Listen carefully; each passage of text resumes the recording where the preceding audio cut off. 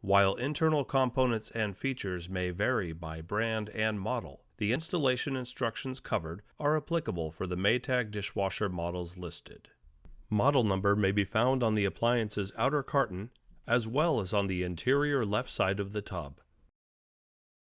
Warning: electrical shock hazard. Disconnect power before servicing. Replace all parts and panels before operating. Failure to do so can result in death or electrical shock.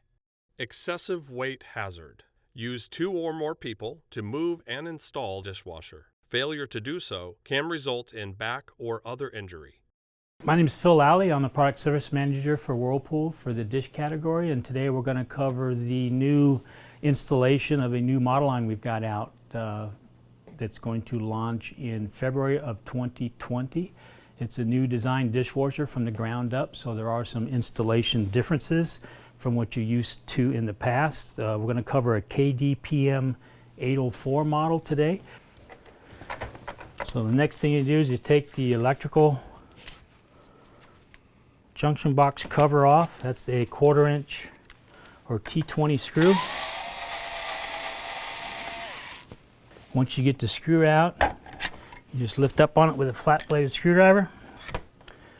Comes right off, and this is the terminal box I was talking about. In the past, our power cord or hard wire came in through here, and there was 3 wire nuts. Now we actually have a terminal box where you're going to take the screw out, put it through the eyelet, and screw it back down. So we're going to demonstrate using a power cord.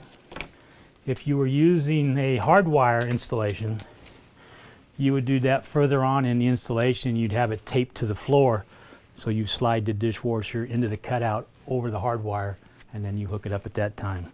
But for a power cord model, you're going to do it while you've got it on its back, and you're hooking up the utilities, the water supply, the electrical, and the drain hose. You always want to make sure you use a strain relief on the power cord or the hard wire. All right, once you get the strain relief and the nut on it, you can pull the green ground screw out, put it through the green ground eyelet.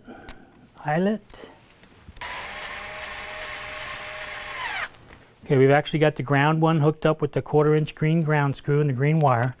Now you're going to pull the Phillips head screw out. Then you're going to go black to black and white to white. You can put the screw through the eyelet. There's the black wire. We'll do the same for the white wire.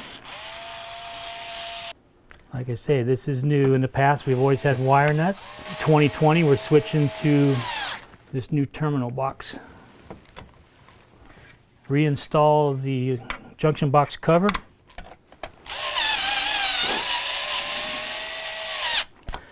So that covers the power cord. Then you want to route it down the back and out. Now, during the video, I showed you an example that this was a power cord hookup, and you can easily access it from here, but I also wanted to show you for hard wire, or if you wanted to, you could actually pull the junction box out to give you more access and more room to work with it. You just depress on this tab here, pull it to the left or slide it to the left, and then pull the rear out at an angle like this, and it will drop down to give you a lot more room and access to hook your power cord up, or when it's standing up in the cutout with a hard wire, it makes it a lot easier to work with the conduit in a hard wire connection. And then to put it back on, just put it in at an angle, flip it up, slide it over until it snaps back in, and you're done.